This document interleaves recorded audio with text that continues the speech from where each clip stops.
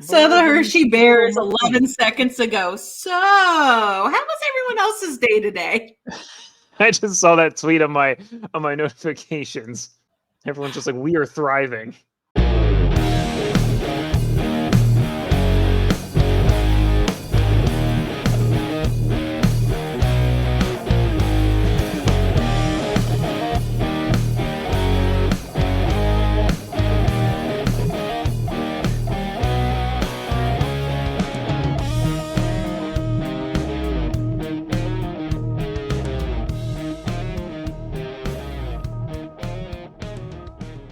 Hello and welcome to episode 17 of Calder's Calling, the Calder Times flagship podcast and your premier podcast destination for everything surrounding the American Hockey League.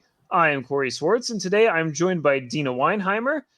We are still shorthanded one. Jay was unable to join us this week due to some unforeseen illness. He's day-to-day, so we are wishing him the smoothest of recoveries. But Deana, it's great to have you back as an aside. It's been too long. It's been, over a month? And yeah, I'm so ready to get back at this. We're happy to have you. But before we start, if you're not subscribed to us on your favorite podcast platform or on YouTube, do so now. If you're watching on YouTube, feel free to like, share, and subscribe so that you can get every episode inserted straight into your feed as they go live. If you ring that notification bell too, it'll get notifications on your phone as soon as the episode goes live. And I'd also like to thank the show sponsor, Document Doctors. While not on the ice, they can help you and your business optimize and increase your revenue and profits to a bigger slice. Check out Document Doctors LLC, and don't forget to mention that the Calder Times sent you to them. And as we move into our quick hits, Deana, I believe we have some breaking news with trades to talk about. Yeah, so this trade actually happened a little earlier on the day on Tuesday. I have to get my day straight here because every day just blends into another, it seems like, anymore. But we're starting to see those initial moves for teams really starting to gear up for the Calder Cup playoffs. So the Syracuse Crunch have acquired defenseman Tyson Feist from Chicago Wolves from everyone's favorite return future considerations, but Feist has played in 23 games with the Chicago Wolves this season. So far, he's earned 5 points. He is a defenseman. He's also skated in a couple of games with the ECHL's Orlando Solar Bears. So he's kind of been all over the East Coast there, but he is no stranger to the Syracuse Crunch. Last season actually played with the Crunch in 6 games and then an additional 29 games with the Solar Bears, collecting 16 points. So he's on an AHL contract with the Wolves, signed that back in mid-July. And now basically Syracuse is loading up, trying to make a run for it. They're in second place in the North Division to Cleveland. And yeah, they're just getting ready. One of many moves, I'm sure, yet to come. And then also, I'm just going to kind of go right into, talking about the next thing here in our little quick hit segment. We do have to acknowledge the Howie's Hockey Tape AHL Player of the Week for last week in the league, and that goes to the Colorado Eagles and Tanner Caro. He recorded 4 goals, 3 assists, and a +7 rating in 4 road games for the Eagles last week. A lot of it up in Canada, and that included the first 4-point game of his career this past Friday, picking up 2 goals, 2 assists as Colorado came from behind, erasing a 4-goal deficit to defeat the Calgary Wranglers 5-4. Wow, that's a star-studded game with a lot of scoring. Yeah. Well, going off of the beat of new additions and signings, the Carolina Hurricanes signed forward Max Comtois to a contract to the end of this season. Comtois is 25 years old and played 45 games for the AHL Chicago Wolves this season, recording 12 goals and 16 assists for 28 points. And Deana, I find this one a little bit interesting because it's the Carolina Hurricanes and the Chicago Wolves kind of teaming up for this one. Kind of an interesting reading between the lines there and maybe some good vibes between those two. I mean, it's one of those things that they've kind of been sending each other little notes, hi, former best friend. Let's try to reconcile this relationship. Like you saw earlier, and I'm so sorry, but the names are escaping me right now, that there were players that were just like, listen, I want to go play. Like, I'm an NHL contracted player. If you're going to send me down, send me to Chicago. It's where I want to go.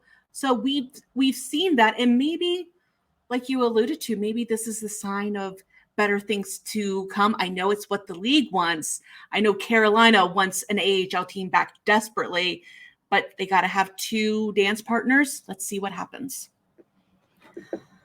So speaking of things that have happened, we're going to look in the past, not the future here, but the AHL's Player Safety Committee announced that Laval Rocket forward Lias Andersson has been suspended for 1 game as a consequence of an interference incident in a game at Springfield on March 2nd. So if you're listening to this the day it drops, he's going to be missing tonight's game, Wednesday's game, in March 6th versus the Syracuse Crunch. It's like the same teams just keep getting added back into the conversation here.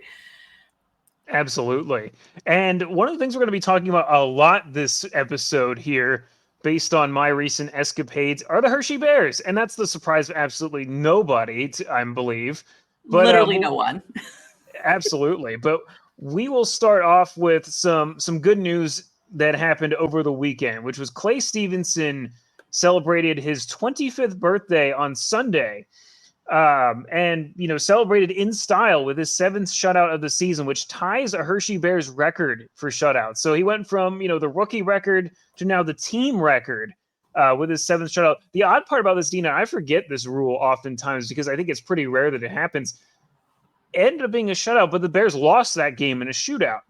So the Lehigh Valley Phantoms were able to kind of crack him a couple of times in the shootout, but both he and Cal Peterson actually recorded shutouts in the same game for making it to through 65 minutes with no goals. So it really did take that kind of event and skills competition to turn the red line on at all, seemingly, for either team this weekend.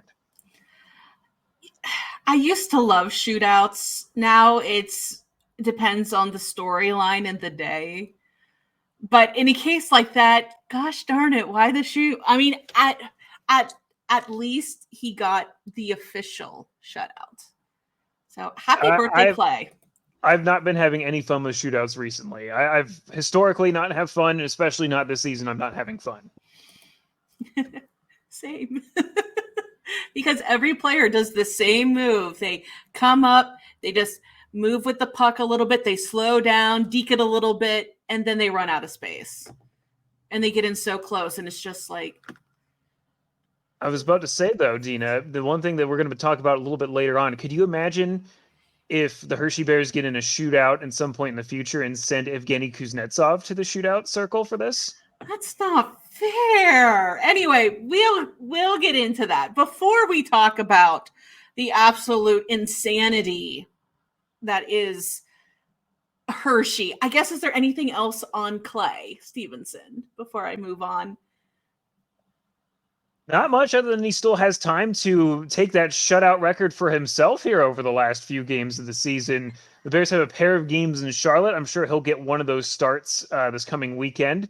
But kind of an odd weekend for the Bears in which their goaltenders kind of carried them. They lost both their games, still earned a point on Sunday, but they did so while scoring 0 goals for 120 minutes of action. So a very atypical weekend for the Bears, but one that is going to just seem like a bad dream after a short span of time, which we'll get into with plenty of time here to spare.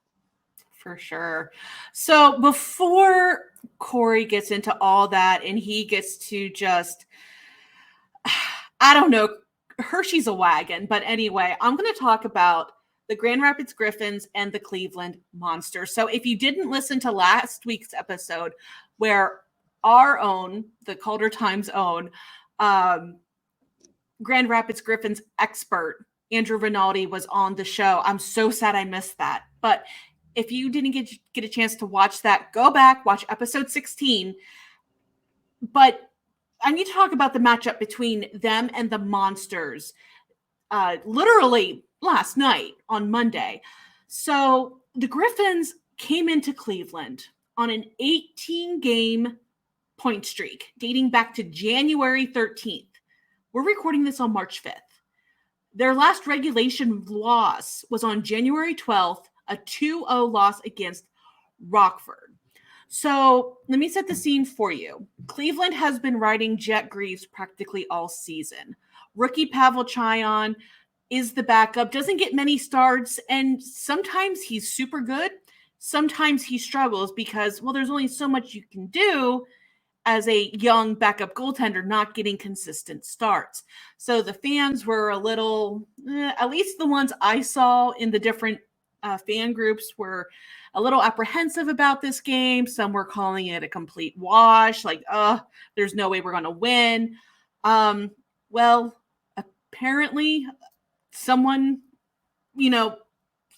Pavel dug in deep, ended up getting his team the win 5-3 on Monday night on the young man's back, with Jet Greaves being called up to Columbus. So I guess I should have left off with that, kind of jumbled it all up, but I'm still just excited about this win here. So where does that leave Grand Rapids? If you remember back early on into the season, we were talking about how Grand Rapids and Chicago were just kind of swirling on the bottom of the Central Division. They were really having a difficult time.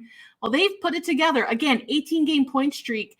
They are now second behind the Milwaukee Admirals for that Central Division title. So the Texas Stars, who look to be just absolutely ruling the roost out there in the Central, they've fallen into third place. So you got Milwaukee at 73, Grand Rapids 10 points behind at 63, Texas not too far behind at 57, but definitely pretty concerning for that Stars team here. But also Cleveland, at one point they were trailing behind Syracuse. They had definitely lost momentum there, but they're really starting to regain some footing here. They're back in first place in that North Division. 72 points. Syracuse has 2 games in hand at 67. Remember, they're starting to make that like real big depth defense move. Definitely know Tampa Bay has more up their sleeves for them, I'm sure. But the biggest thing here is Trey Fix-Wolansky. He is now up to 6 straight games with a goal. He was the catalyst. We already talked about Pavel Chayon, but Trey Fix-Wolansky has been really important in getting this team going. He actually had the game-winning goal in that game on Monday. Of course, you have some of your usuals with Mikhail Putia, Brendan Gaunce doing their thing. Roman Ashawn, a nice depth goal scoring there, but you had the big guns, Jonathan Berggren, Matt Luff, Dominic Shine coming in, getting that tying goal, and there you go. Trey Fix-Wolansky gets the win. It was just a super exciting game. If you have AHL TV, go back, watch it.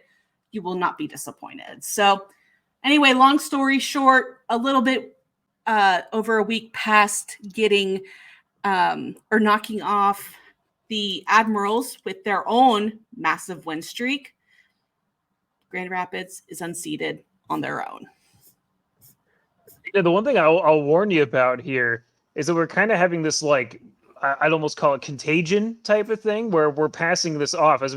So a couple of weeks ago, we were talking about the Milwaukee Admirals, who were unbeaten at that time. And me and Jay kind of came to the conclusion that it's possible that Milwaukee may never lose a hockey game ever again, possibly. And then what happens between episodes? They lost a game. Who beat them? The Grand Rapids Griffins, who became the only team to have a point streak after that game because it was in regulation. And now you're telling me the week after we have a whole show about the Grand Rapids Griffins that now the Cleveland Monsters have unseated their point streak and are kind of going on a little bit of a run of their own here. So I'm not sure. I was supposed to say, I hope we're not going to become a jinx possibly for these teams doing well, possibly. I don't think so. Cleveland's only on a 2-game point streak right now because they lost 4-1 to Chicago last Friday. Very true. before just totally spanking them on the very next day, 6-1. It's completely possible, but I'm just saying we have a track record of being a jinx here on this show recently. It feels like so, or just all time. I feel like we've kind of been a bit of a jinx. But I'm knocking on wood because I'm talking about my own beat. So come on, Cleveland, don't prove me wrong. well, I'll start knocking on some wood while I talk about the Hershey Bears a little bit here. We're going to kind of get into this a little bit. This is kind of the focus of my segment, so I'm going to give you the facts now, and we're going to go into in depth on this a little bit later. But it's been a busy time for the Hershey Bears, who were pretty beat up going into this weekend. As I mentioned, didn't score goals in either of their last two games. Still managed to get 1 point out of those games, which is impressive in its own right. But they suddenly went from feasting to famine to feasting, I should say, in a good way. They got some good news on Monday. Pierre Dubé was reassigned to the Bears from the Washington Capitals, which is great news. One of the 20 goal scorers this team has. But then it kind of took a turn for the weird. And I should add before I get to the weird here, the good news is that today at practice, Ethan Frank, the other 20 goal scorer on this team, was in a regular jersey expected to play. Riley Sutter, one of the leading role players on this team, in a regular jersey, hoping to play. Lucas Johansson, an injured defenseman who's just an impeccable, fantastic addition to this team, Calder Cup champion, of course. Also, all those guys are in regular jerseys and expected to play. But then it gets weird from there because the Washington Capitals announced on Saturday, I believe, that forward Evgeny Kuznetsov, who was in the NHL's player assistance program, was cleared to resume practicing. And so you think to yourself, good. Typically how this goes is that the Capitals will add him back and, somebody will get bumped down to the Bears as a result. Not so. The Capitals followed that up by placing Kuznetsov on waivers. He clears waivers on Sunday and was in a Hershey Bears jersey at practice today on Tuesday for the first time. There he is. That was a Twitter post from the Bears waving at the crowd. You could see he was in a pretty good mood the entire time. There's lots of great anecdotes from the team at practice. Todd Nelson saying he poked his head into the coach's office and said, "Hey, bet you're glad to see me." And Nelson said that he was he wouldn't believe that Kuznetsov was there until he saw the whites of his eyes, type of thing. So, just a totally, in my opinion, unfathomable image that you're looking at right now. If you're watching this on YouTube, of Kuznetsov in a Bears jersey at practice. He skated with the extras as part of this player assistance program. He is only cleared to practice, not to play. So the jury's out.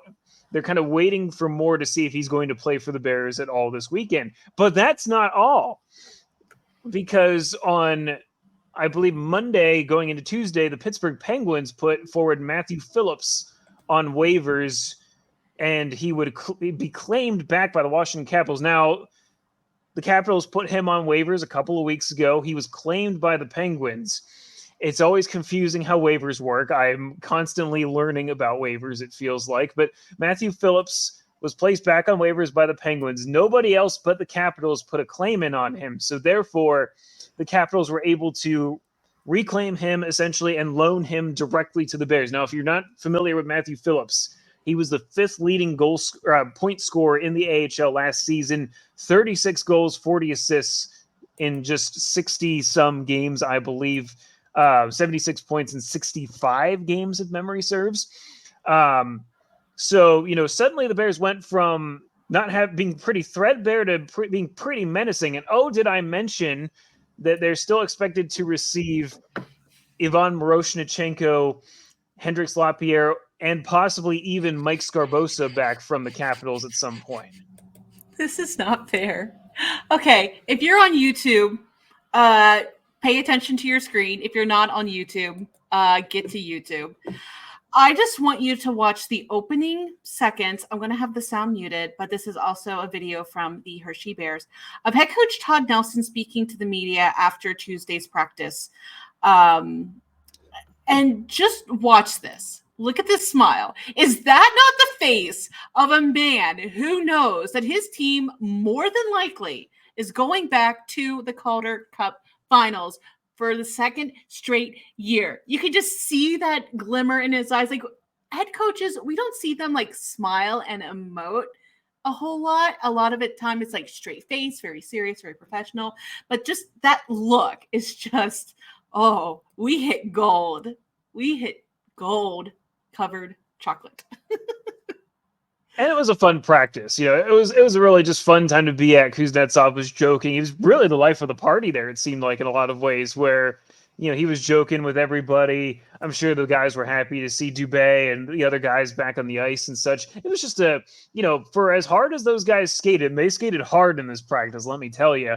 That was kind of like the overarching. They just had fun, with they enjoy each other's company. It was a great time at that practice this morning. I mean, you love to see it because there have been some instances in the past where, like, I'm thinking back to a few years ago with the Columbus Blue Jackets and the Cleveland Monsters with Gregory Campbell. And he, put on waivers, sent down, was not claimed, but he refused to report. At the time, he said that he didn't want to take a spot from a developing player, from a young player, which I completely understand. But it's really neat to see a player of his caliber, a Stanley Cup winning forward, someone that has played, along Ovechkin, that's, going down to play in Hershey, and he looks genuinely happy and excited just to be on the ice and still have an opportunity. Yeah, and that's what I think the great part about this whole thing is for him, is that he, this is an opportunity for him. Not only will he be, potentially, the future's uncertain for him. This is maybe going to be a stint, obviously, as Nelson alluded to today, is that, things could change drastically. We're not even at Friday yet. The trade deadline is coming up this week, and that's kind of what we're going to be focusing on, coming up, is that everything could change in an instant. There's a lot that's going to be going on. That's a lot to, consider here at different points. But for now, it's like, it's just fun. It's fun to see these guys. It's fun to, see the Bears kind of loading up here a little bit, particularly just getting healthy. It's been a hard time for them these last couple of games. It's fun to just see that excitement amongst these guys. Obviously there's still some to go. Kuznetsov is not cleared to play just yet.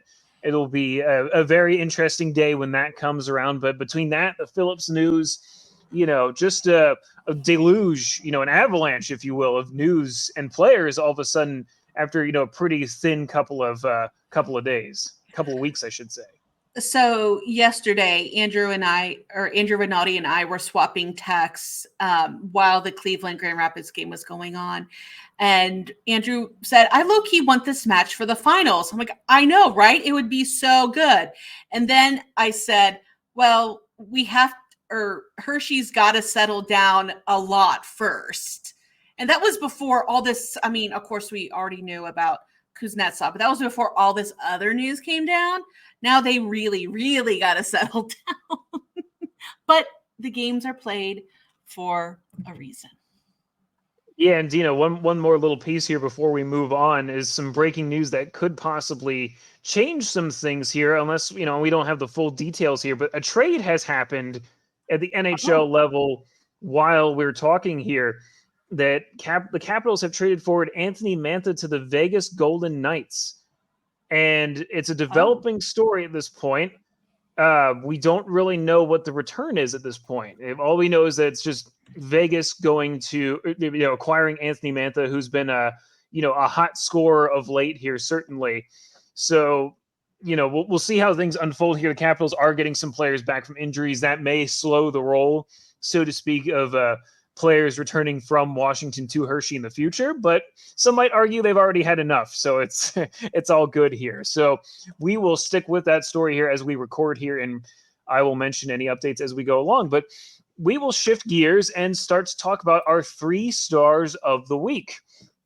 Now, it's a bit of a segment here where we talk about our top 3 picks, just like you would see at the end of your favorite games, where we pick a player and kind of talk about him here a little bit. We're a little bit short without Jay here, so we'll just have to go in depth here. And I suppose I will kick us off here by talking about my star, which is a Hershey Bear, former Hershey Bear, Phil Maillet of the Laval Rocket, who I've been meaning to talk about him for quite some time. He's been one of those players where when I saw he was coming back and he wasn't coming back to Hershey, I said, darn.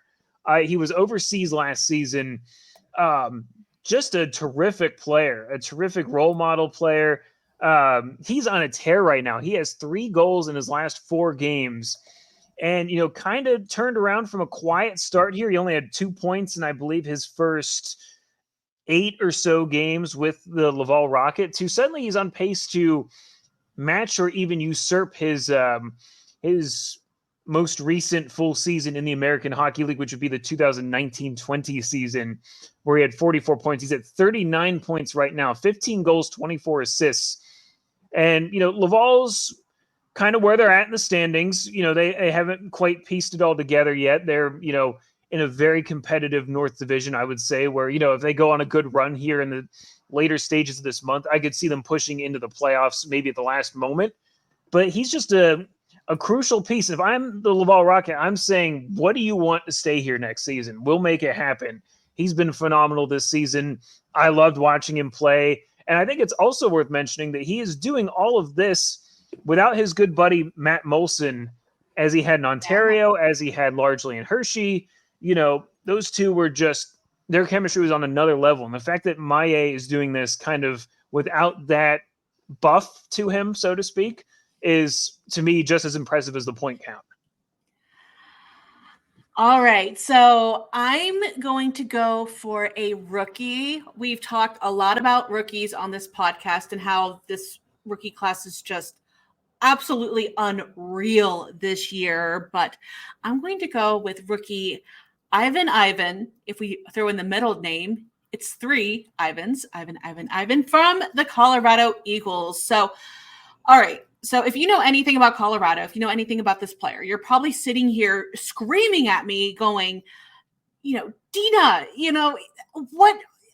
what's up with this? Last week, he didn't score any points. He was in the minus, ratings. But settle down. It's okay. Because it's more like, hey, Deana hasn't been here in a few weeks, and a nod this guy's way is long overdue. And honestly, there's nothing you can do to stop me from making this choice. Oh, yeah? What if I said, Blargen Spadilnokin? Well, I'll admit. That's a SpongeBob reference. I was going to say, I heard you say that, my eyes lit up because I know that reference. Well, I'll admit that slowed me down. But I'm still going for it. I'm still picking them. So anyway, back to Ivan. 16 in his last 21 games, and now announced earlier today a contract from the Colorado Avalanche. And the team shared this awesome video on Twitter because right now he is on an AHL only deal. And I can't stop giggling about the SpongeBob reference. That's my favorite reference of all time. And I love it. But we're going to just look at this video here real quick. The moment where he and the rest of his team found out that he is getting his first NHL deal. Help each other get to where we want to go. Can't do it by yourself. So congratulations to everybody in this room that has helped Ivan earn his first NHL contract. Look at that smile. So yeah, they have him come up and in front of all of his team have him sign on the dotted line. And you can see the guys going up, checking over that contract for him. And, hugs, high fives all around. And then just, amazing. I mean, this guy in his first professional year, making a huge impression on that Colorado organization. I mean, back in training camp, he earned high praise from Avs head coach and former Cleveland / Lake Erie head coach Jared Bednar. But yeah, on an AHL deal, he's really come into his own just over the past month and a half. He's arguably been one of the better players on the Eagles, switching from wing to center and back again, just kind of all over, becoming very versatile in his play. well-deserved. And even though didn't have the best week last week, he's still deserving of my star. Absolutely. Absolutely. Well, before we move on to our segment section, we will talk just a little bit more about our sponsor, Document Doctors. And they asked the question, is your business growing beyond the four walls of your office? As businesses grow, so do the challenges of keeping people trained, safe, and supported. Document Doctors, a proud sponsors of the Calder's Calling podcast and the Calder Times, offers affordable solutions to help optimize your business and keep the good times rolling. They offer content-focused solutions such as training document creation, back-office process optimization, policy and procedure development, and much more. Support the podcast and the Calder Times by visiting them at Document Doctors LLC, and don't forget to mention us when talking to their team of contentologists. Shop and support small businesses today.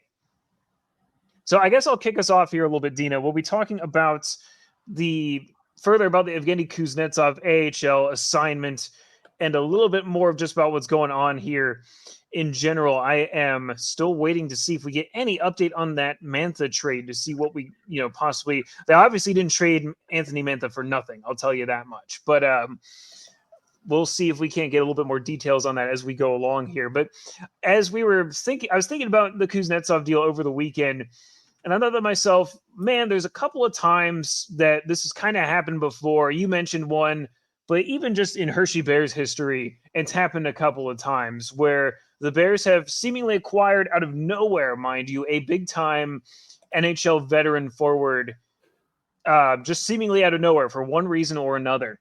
So the most recent time that I had to bring up was forward Scott Gomez, who was a longtime NHL player, was looking to get back into hockey in the 2015-16 season, signed a professional tryout, played 18 games for the Bears, tallied 4 goals and 20 assists for 24 points in 18 games. It was enough for him to get noticed. He ended up getting signed to an NHL contract, obviously at the point where they had to consider whether he was going to sign an AHL deal, where he was going to go, all that kind of good stuff. But I will say, further beyond, his contributions, obviously, Deana, you remember that season very well as to where the Bears ended up and who they played and all that good stuff. But oh yeah, one of the things that stuck out to me about that was the impact that Gomez had on the Bears. The Bears were a very young team that season. Their run to the finals, while absolutely deserved and fantastic, was a surprise to everybody. They were a very young team. They had offloaded a lot of vets the year before. There was a lot of guys that were just taking the first steps in what was sure to be their full pro careers here. But I still remember Gomez played on a line with Riley Barber and Nathan Walker for most of his time in Hershey. And those guys, if development's a straight line, here's where they were, and then here's where Scott Gomez came into the picture. They went up, and, it totally elevated and changed their games in a fantastic way. And you just can't, replicate that, whether you have the right, it doesn't matter if you have the right coaches, you have the right anything, sometimes it just takes seeing those veteran guys to see, kind of how it's done, how to carry yourself. And most importantly, in their cases, having them as your center between two youngsters and, finding that chemistry there to, elevate two guys' games like that. And, obviously, Barber's playing overseas now. Nathan Walker is now with the St. Louis Blues, ironically, a team that Scott Gomez himself played for at one point. Just kind of a neat little story for that one. And, digging back even a little bit further and for much different reasons, in the 2010-11 season, the Bears had NHL defenseman Sheldon Surrey for 40 games and I believe a handful of playoff games that season on their blue line. And Deana, I have a funny story for you on this one. I was in 10th grade when that season was going on. I was a youngster. I had this great memory. I played for my local in-house program when I was that age. And we played a game at Hershey Park Arena at 9 or 10 in the morning, probably that season, against one of the local Hershey teams. I don't remember what happened, if we won or lost, but as we're going off the ice, they don't even think they cleaned the ice or whatever they did with it before. I'm walking off the ice. Sheldon Surrey is walking on the ice in the opposite direction of me. And Sheldon Surrey is a big guy. If you've seen him play, he's a big guy. I like to think I'm not too shabby. I'm a little over 6 foot tall, but I was going like this to this guy. I was looking up, man. Like I was on skates. He was on skates. I was looking up. Like he's a huge guy. I would not want to play against this guy. It was so fun. We got undressed. We went and watched that practice, immediately afterwards, which was great. And I still remember the couple games later, we were back at the Giant Center, and he absolutely, beat someone up in a fight.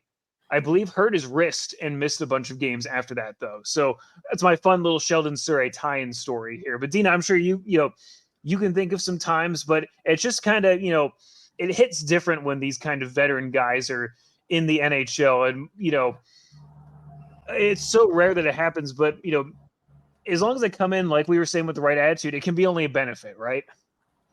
Oh yeah, absolutely. And it's not only, good for these young developing players to have someone like that in their room, again, with the caveat that, they are a good teammate. They're showing them the right things.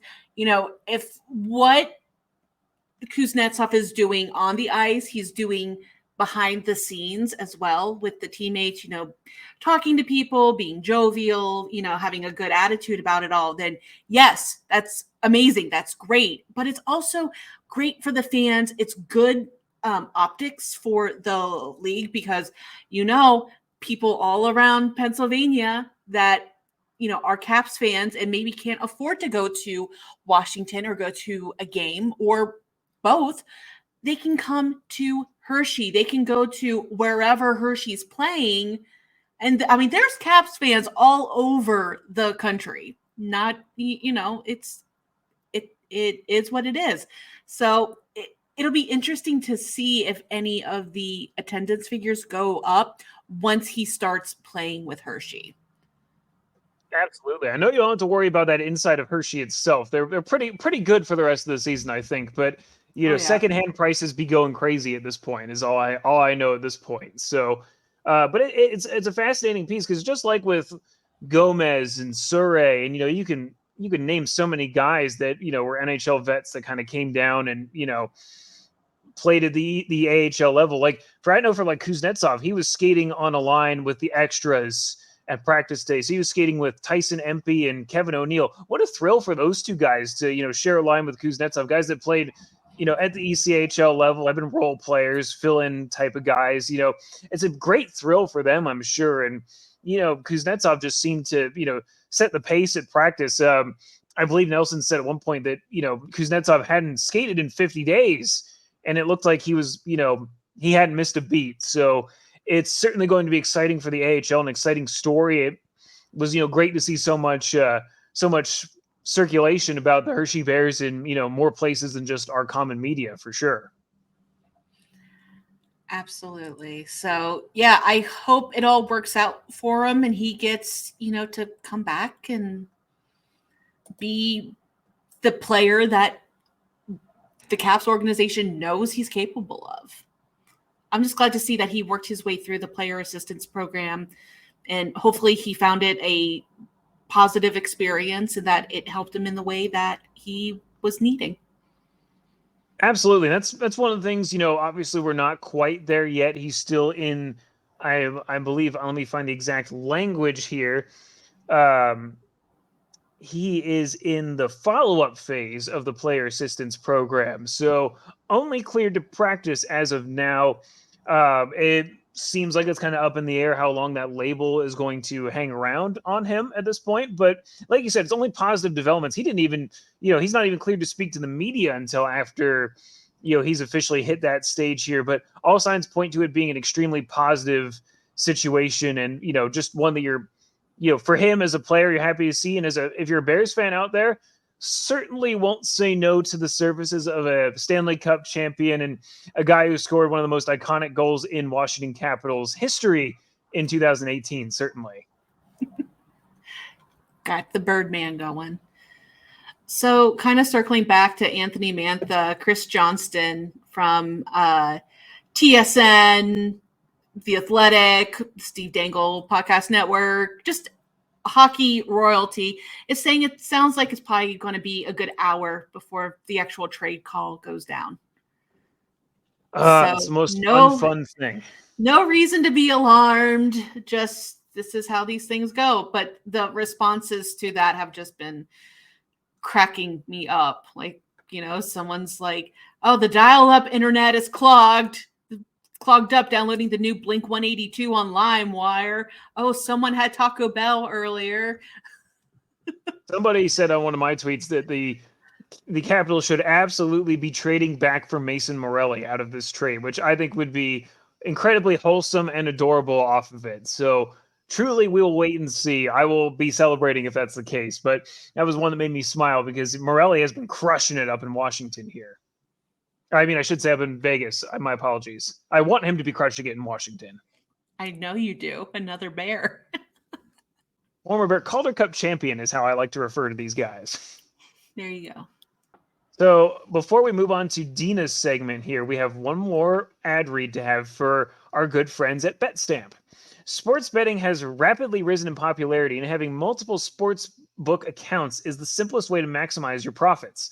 There has never been a better time to sign up. When you visit our page, signupexpert.com/AHL, you'll be connected to all the sports books in your region, along with a review of each platform and its unique benefits. All of these sports books have valuable sign-up offers for new users, and when you register through our link, you will automatically receive the top offer at each one. When you use multiple sports books, you ensure that you can always access the best available odds, which is key to successful sports betting. If you want to take advantage of these benefits and support our podcast, please consider signing up for your next sports book at signupexpert.com/AHL. Must be 21 or older, only valid in the U.S., states, and Canadian provinces where sports betting is legalized, and you better gamble responsibly. That's the most important part of it all. So, all right. Well, you've heard the talk, the National Hockey League gearing up for that trade deadline coming this Friday at 3:00 p.m. Eastern. And yeah, I know we're an AHL podcast, but seriously, this might have significant impacts on the American Hockey League, hence why we're kind of keeping an eye on this Anthony Mantha deal, because you never know when an AHL player is going to be involved. So our friend Patrick Williams, he said it best in a recent article for the AHL.com. Quote, after all, NHL clubs aren't developing prospects in the AHL solely for their own use. Build a deep group of prospects as an NHL general manager, and now you have options. Maybe one of those prospects helps to get a deal done with another organization, or perhaps a player is moved off the NHL roster in a deal and a prospect is recalled to fill that hole. Anything is possible in this business, especially this time of the year, end quote. So what I'm going to be talking about today is just how does this trade deadline impact the AHL, and more specifically, what final opportunities are there coming for AHL teams to kind of bolster their roster moving into the Calder Cup playoffs? So I'm just going to get this part out of the way. The biggest thing to remember, especially this Friday, if you are an AHL fan, is that it is going to be one of the most hectic days on the AHL schedule when it comes to the transaction wire. But it's not going to be because of trades. Yes, there are inevitably going to be some trades that are going to impact possibly your favorite AHL team, or maybe you'll be happy because it impacts your rival. Who knows? But the hecticness is not going to be because of those trades mainly.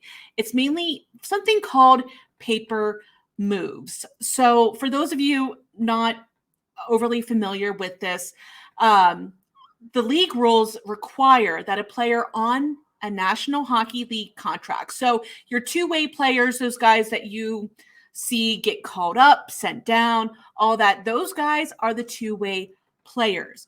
They must be on an AHL roster before 3 p.m. So not, anytime after, by 3:00 Eastern time, if that organization wants that player to be available to the AHL for any point during the rest of the season.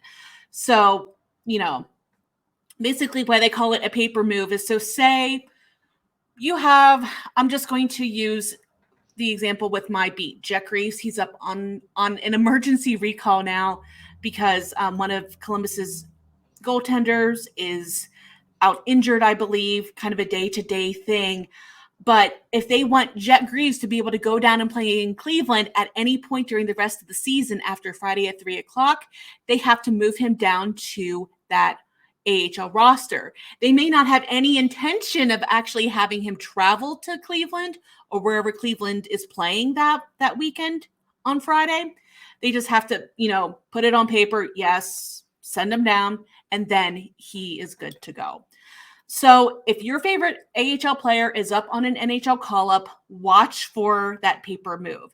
It doesn't mean, again, that they're going to be reporting to the AHL right away, just that they are now eligible. It's just a formality, legality, whatever you want to call it, that they have to go through. And remember this, okay, so that doesn't mean that your AHL roster is set at this point.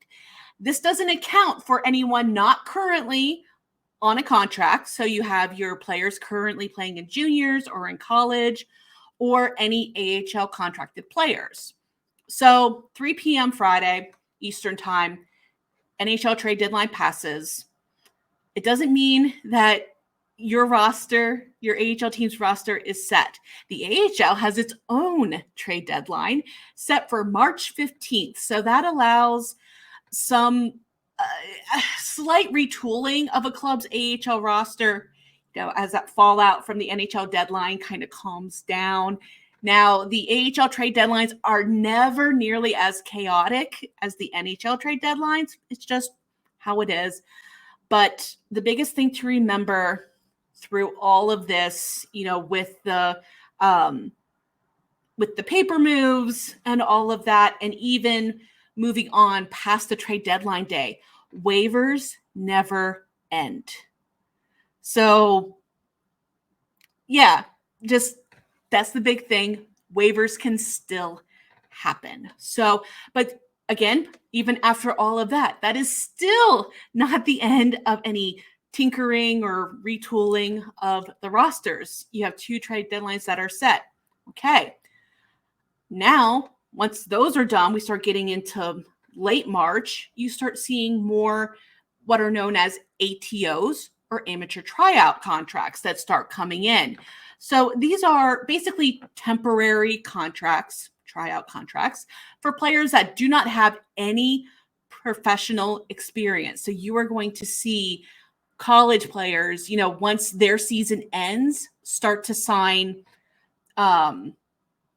these types of contracts. Again, juniors, if these guys are planning on going pro next season, you'll see them sign those contracts, and also a corresponding entry-level contract on the NHL level. So those contracts will be for next season, but then they sign that corresponding ATO in the American Hockey League, allowing them to really play some meaningful games in the last couple weeks in the regular season, and then going into that the Calder Cup playoffs. So some teams can really get some important talent on here. And one thing to remember too, this is a big difference between the AHL and NHL, is that there is no salary cap in the AHL, nor is there a maximum roster size limit. So you can add a lot of players, really bolster your depth there. But in some ways, constructing your AHL team is a little more restrictive. So one thing that they do have to keep in mind is what's known as the development rule, which is from the AHL of the 18 skaters. Not counting the goaltenders that teams may dress for a game, at least 13 must be qualified as development players. Of those 13, 12 must have played in 260 or fewer professional games, including AHL, NHL, and European elite leagues, and 1 must have played in 320 or fewer professional games. All calculations for development status are based on regular season totals as of the start of the season. So Yeah, so that rule always in effect at all times, but a lot of juggling going around here in the American Hockey League. I guess my biggest piece of advice is just sit back, enjoy it all, watch out for the who the source is on everything, because you get those trolls that like to come out around the trade deadline, and yeah, just check your source and enjoy it, and I hope your team gets some good reinforcements there. And the one thing I will add too, Deana, is correct me if I'm wrong on this, but players that are subject to waivers have to essentially be placed on waivers on Thursday in order, if they announce those waivers at 2 p.m. every day, it takes 24 hours. Basically, they'd theoretically clear waivers at 2 p.m., be assigned on an AHL roster at 3 p.m., and then they're probably right back up with their NHL team unless something bonkers has happened. And the reason I bring that one up so specifically is because I've been just debating for weeks now if Mike Scarbosa is going to be rejoining the Bears at any point because of that very rule. So it's kind of one of those ones where it's like, it feels like you're waiting for the Powerball numbers. Will they put Mike Scarbosa on waivers, and will he clear, number one, most importantly of all? So it's been a little bit of added stress here. It adds a little bit to all of us here that support our AHL teams as we hope and pray for our reinforcements. Yeah, that's actually a really good point that I forgot to put in there, is that yes. So the players that are subject to waivers will be put on those on Thursday afternoon, because they have to clear those, or the claims and all that have to be in enough time for them to get assigned or paper moved to an AHL squad. So yeah, so Thursday is going to be the big day to watch if you have someone like a Mike Scarbosa in your favorite organization. Otherwise, if you're just looking for like a hotshot rookie that's going to be moving down, possibly to help your AHL team. Hello, Adam Fantilli in Columbus. Fingers crossed. Then that will come on Friday afternoon. Deana, one little bit as we're talking here, we did get the details of that Mantha trade. The Oh, Golden Knights have acquired Anthony Mantha in exchange for a 2024 second round pick and a 2026 fourth round pick. So no AHL implications yet. May get a player down the road, though. Yet is the key word. For the Capitals, we're kind of looking at, the Capitals may call somebody up unless it's true that Nick Dowd and Martin Faravari, former Bear, are ready to go at any point coming up here soon, which it all seems to progress that way. But that also means that, that's just another player that the Capitals won't have. So it'll be interesting to kind of see how that unfolds. But if they get those two players back in, they're back at 23 players, and that's that. So we'll see how it goes, though. That's one less player that the Bears could possibly, have seen forced down to the AHL right now. They'll probably still get Hendrix Lapierre and Ivan Miroshnichenko, as those guys are waiver exempt. But just based off this news now, it's going to be a little bit different. So we'll see how the trajectory goes. We just need to rename the show, like, I don't know, Hershey Bear Supremacy, or All Roads Lead Back to Hershey. I don't know. This is just the Hershey Bears episode of this podcast, I think.